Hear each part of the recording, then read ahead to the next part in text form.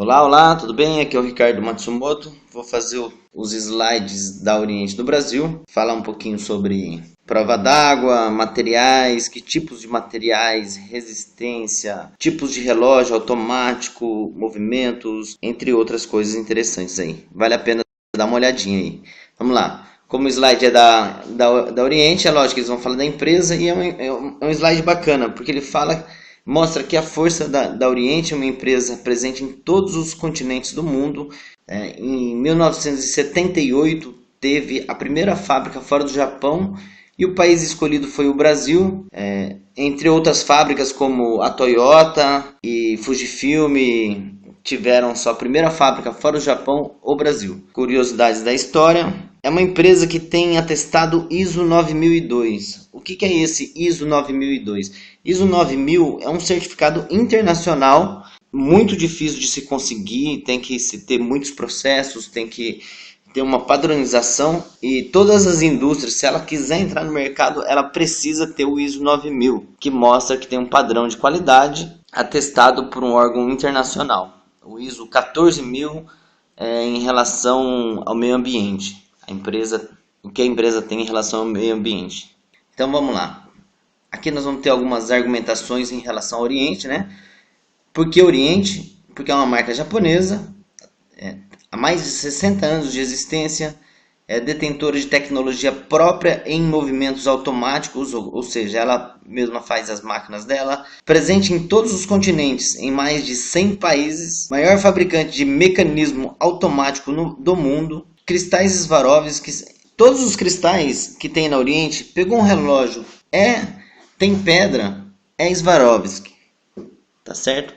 Isso aí é bacana de saber porque você não fica na dúvida. Se for Oriente, é Swarovski. Uma outra situação, a Oriente também só fabrica relógios de aço, ela não tem relógio com caixa de metal. É proibido pela Oriente do Japão. Pegou Oriente, é de aço no mínimo. Uma marca Top of Mind, pela Folha de São Paulo, ou seja, uma marca muito conhecida. Vamos lá. Componentes dos relógios. Fecho com CH, isso aí é uma dúvida que a gente sempre tem na hora de escrever. Fecho, CH. Pulseira, coroa, aquele botãozinho do lado de arrumar a hora. Mostrador, número index, caixa, aro e ponteiros. Os materiais utilizados por diversos fabricantes. Em relação à caixa, uma observação interessante que o Oriente utiliza aço 316 ou em modelos específicos de titânio. O que é esse 316? É um tipo de aço, tá aqui, ó. Ele apresenta relevância elevada à corrosão e oxidação, e também é utilizado pelas indústrias navais na fabricação de navio. O aço, ele tem várias qualidades de aço, tá? Então esse aço 316 é um aço que é feito no navio. Como identificar o material da caixa? Isso aqui é interessante. Se você olhar o fundo do relógio e ele tiver esse all aqui, ele é todo aço, tá? Se ele tiver back, escrito back, quer dizer que o fundo é de aço, o fundo é de stainless steel, ele é em aço inoxidável, e a caixa ou é latão, alloy ou zamag, tá? Se for as marcas nacionais, ele vai ser latão ou brass, que eles chamam. Então, tem o all, ele é todo aço. Tem o back, ele é fundo de aço. Aí a pulseira, você precisa dar uma olhada na pulseira se está escrito stainless steel na pulseira. Geralmente vem no fecho. Aí você sabe que o fundo e a pulseira é em aço. Se não tiver escrito na pulseira, pode ser que não seja. Se for Oriente, como nós falamos, sempre vai ser todo em aço, tá? No mínimo. Aqui são os materiais utilizados. Está explicando os termos, né? All stainless steel seria todo aço. Aqui seria o fundo de aço. E aqui steel case back. Back é o fundo. É apenas o fundo em aço inoxidável. Eu nunca vi escrito case back, mas pode ser que tenha. Como o relógio é composto hoje, tá? Eles estão dividindo aqui em movimento, que seria o tipo de maquinário, e o maquinário, o próprio maquinário do relógio, a caixa do relógio, pulseira e o mostrador. Então, tipos de movimento, o modelo aqui, se ele for mecânico, né, ele vai transmitir as horas através de engrenagens, que seria através de ponteiros, seriam engrenagens, porque às vezes não é ponteiro, às vezes é uns discos que eles colocam no relógio. Mas se for análogo também, e se for digital, por um circuito eletrônico. Tá? A oscilação, o que faz dar o segundo, o tipo do relógio, o que faz dar o segundo, aqui ele pode ser por balanço, no caso dos automáticos, por cristal de quartz, oscilador, e no digital também por quartz. É usado o quartz para calcular o segundo, tá? A força utilizada aqui seria mainspring, seria mola. O que movimenta esse tipo de relógio seria mola. Esse relógio bateria e o outro bateria. E aqui a precisão do relógio. Interessante que ele fala aqui, ó, que a precisão pode variar 30 segundos por dia. A bateria ou o digital, meio segundo por dia. Então, uma coisa que todo mundo não sabe, ou sabe, fica na dúvida, não tem a certeza de falar, é que todo relógio a bateria ele é mais preciso do que o relógio mecânico. E aqui ele divide entre automáticos, análogo e digitais. Nós vamos falar agora esses três tipos de movimento. Movimento automático, todo mundo sabe, dispensa o uso de bateria e provém de uma energia cinética, né? Quando a gente tem aquele rotorzinho que ele roda, ele dá corda na mola, o que faz funcionar o relógio. Relógio análogo, que é o de ponteiro. Análogo seria só de ponteiro. Tem um análogo simples, multifunção e cronógrafo, né? Análogo com calendário ou sem. Então aqui, análogo simples. O análogo simples todo mundo sabe, pode ser hora e minutos, hora, minutos e segundos, hora, minutos, segundos e calendário. Uma coisa interessante é que geralmente quando não tem segundos, é porque é um relógio slim, uma máquina mais baixa. Então, se reparar isso aí, quando ele vem em máquina slim, um relógio fininho, ele vem sem o ponteiro dos segundos, para ficar mais baixo ainda o relógio. Multifunção. Multifunção é quando tem as bolinhas sendo calendário e calendário dia do mês, né? Aqui, ó, uma dica esse aqui você sempre deve saber que é da semana. A outra bolinha, você olha aqui quanto que tem, aqui 24. Então, 24 seria a marcação de horas do análogo. E esse aqui tem 31. Se tem 31, seria dia do mês. Já vi alguns que tem meses. Tem uma bolinha com os meses. E quando eu conhecia relógio multifunção que ele teria várias funções e não só calendário dessa maneira, tá? Ele tinha um botãozinho que você apertava, ele mudava o modo, passava para calendário, cronômetro e assim outras coisas. Aquele também é um relógio multifunção. O cronógrafo. O que é o cronógrafo? O cronógrafo é um relógio que tem cronômetro. Ele marca a hora e cronômetro. Uma maneira fácil de identificar ele é os botões. Se ele tiver as bolinhas e tiver dois botões, ele é cronógrafo. Desde que não seja do Paraguai. No Paraguai tem os botões, mas não é. Mas o relógio normal, se tiver os dois botões, 99% de chance que ele seja cronógrafo. Uma coisa interessante do relógio cronógrafo, esse aqui não é que esse ponteiro do relógio, geralmente, ele serve para marcar o segundo do cronômetro. Por isso que ele fica parado. E quando você aperta o botão, ele começa a andar, e você aperta de novo, ele para. Aperta o outro, ele vai zerar o relógio, Às vezes ele não zera no 12, ele zera no 5, ele zera no 10. Como você faz para fazer ele começar a zerar aqui? Puxa a coroa, aperta o botão e segura pressionado, um dos dois, tá? Ele vai começar a movimentar esse ponteiro, você para ele no 12 e aí empurra a coroa de volta. Aí pode fazer o teste, você aperta aí, dispara o cronômetro, para e zera, você vai ver que ele vai voltar a zerar aqui no 12. Isso aí é como que faz o ajuste de relógio. Às vezes é uma puxadinha ou às vezes é no segundo clique. Geralmente segundo clique. Puxou, ajustou os ponteiros, apertou, ele fica cravado naquele local. Relógio digital não precisa dizer, né?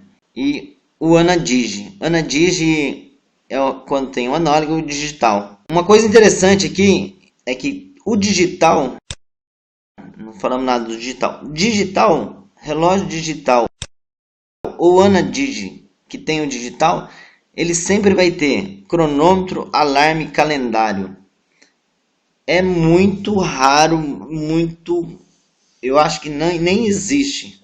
Falar que é 100% nunca é seguro, mas sempre tem cronômetro, alarme, calendário e tem uma outra função que é o regressivo, chama timer. TMR, timer, TIMR, alguma coisa assim. Que seria o regressivo. Você coloca 1 minuto, ele começa a contar 59 segundos, 58, 57, 56, até zerar, e quando zera ele dispara. Aquilo lá você pode mudar o tempo para meia hora, 1 hora, assim como quiser. Então assim são divididos os relógios. Aqui os Swarovski, tá vendo? Swarovski, ele é uma empresa da Áustria, é o mais famoso que tem, o mais caro e o melhor, de melhor qualidade. Sempre que for relógio Oriente, tiver pedra assim, é Swarovski. Em relação à resistência à água, 3 ATM, 5 ATM, 10, 20, 30. Quando ele está escrito somente Water Resistance e não tem 3 ATMs, é que ele é só resistente à água e ele nem protege nem 3 ATMs. Dificilmente hoje vem isso aí, mas tinha antes. Aqui ele fala um pouquinho o que faz. 3 ATMs. Bom, essa é a grande dúvida das pessoas. 3 ATMs ou 30 metros. Ele fala resistência, respingo, suor, chuva, etc. Ele não fala de mergulho. Ó. Até onde eu conhecia, 3 ATMs era prova d'água. 3 ATMs para cima. Quando não era nem prova d'água, vinha só escrito Water Resistance. Agora parece que eu estou enganado. 5 ATMs é muito difícil de entrar água no 5 ATM. Tá? E a partir de 5 ATMs já tem mergulho. Então 5 ATM para frente, prova d'água, pode entrar na piscina. A diferença desse aqui do 10 para o 20 é que um pode fazer mergulho com equipamento, o outro não pode. Problema comum. Eu não acho nenhum tipo de problema comum aqui, ó. Vidro suado, mas isso não significa defeito no relógio. Pode ser que não signifique, mas para mim, embaçou, tá com problema. Algumas vezes nós vamos estar errado, pode ser que não seja problema. Sim, pode até ser que sim. Mas praticamente todos os relógios que a gente pega embaçado é problema de água. Então é melhor errar nos que não são do que errar nos que são. Embaçou, pega assistência, problema de entrar água. A primeira coisa que vocês precisam ver é a coroa, tá? Dá uma olhadinha na coroa. Geralmente, se não tem nenhum trinco no vidro, entra pela coroa. E aí a coroa foi batida, você vê que ela tá torta e na hora, no momento que você pegar o relógio dele, você já pode até mostrar para a pessoa, se tiver bem marcado, tá? Se tiver bem nítido. Se não tiver, já senta e conversa, chama o gerente e vê que prova d'água 5 ATMs seria prova d'água, 3 ATMs já não seria tão prova d'água assim, mas dá assistência. Cuidados especiais, não puxa a coroa ou acione o botão imerso na água. Lavar ou enxugar o relógio após o banho de mar, isso ninguém fala. É bem bacana que quando você vai nadar para o mar, é bom passar uma água nele depois. Não usar em sauna ou banho de chuveiro quente. Isso é bom evitar banho de chuveiro quente. Ah, o banho de chuveiro quente entra água, entra vapor? Não, não entra água, não entra vapor. Mas ele faz com que o relógio estrague e seja decomposto de uma forma muito mais rápida, principalmente se tiver pedra ou começa a descolar pedra com mais facilidade. Poderíamos dizer assim, como se deixasse o carro todo dia no sereno. Você vai ver que com o tempo ele começa a perder toda a tinta, ele estraga mais rápido. Evitar contato com produtos químicos, solvente, tintura de cabelo, cremes de mão e perfume. Bom, o que mais dá problema aqui, solvente e tintura de cabelo não são, né? O que mais dá problema é creme de mão. Às vezes passa e acaba esbarrando no relógio. Perfume, pouco menos. Vamos falar de folheação. Folheação, né? Com LH. Folheação. Folheação é a cobertura de ouro, prata, entre outros metais, que pode ser empregada sobre o metal base, tanto nas caixas quanto nas pulseiras dos relógios. A espessura dessa cobertura geralmente é de 3 microns.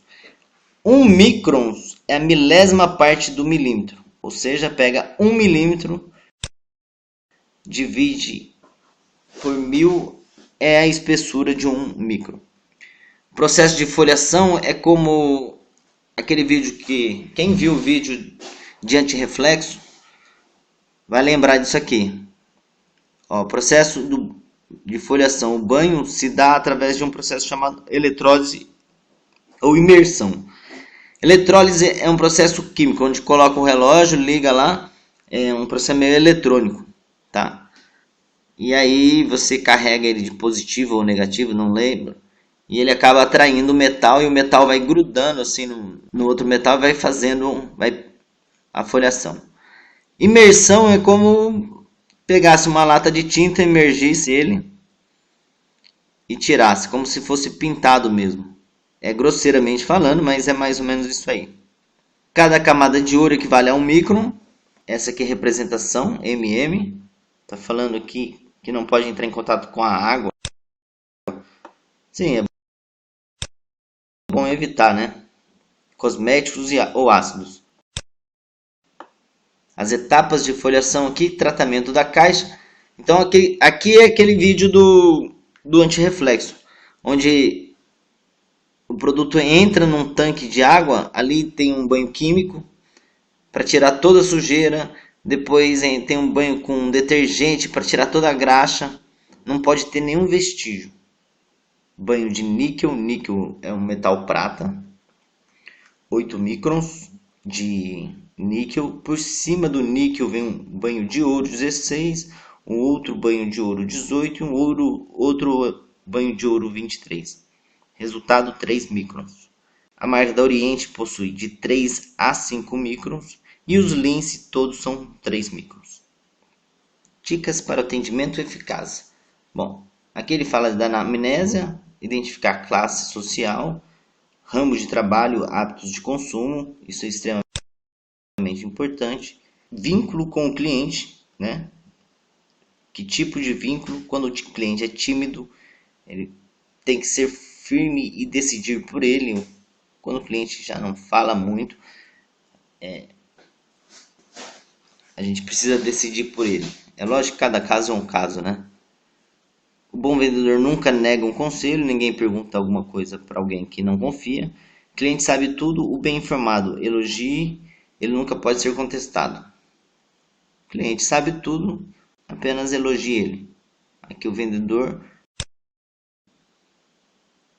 o teimoso, né? Ele quer respostas práticas. Quando a pessoa é um pouco teimosa, a gente acaba sendo mais teimoso ainda, porque tudo que ele quer é que você responda sim ou não, é melhor ou é pior, compensa, não compensa. Ele não quer que explique nada. Ele vai perguntar e ele quer que você dê uma resposta, de preferência com meia palavra. Se a gente não faz isso, a gente é mais teimoso, que a gente sabe que ele é dessa forma. Seja um consultor como uma mãe. E aqui o poder numa negociação é a capacidade de ser acreditado. Isso eu acho extremamente importante.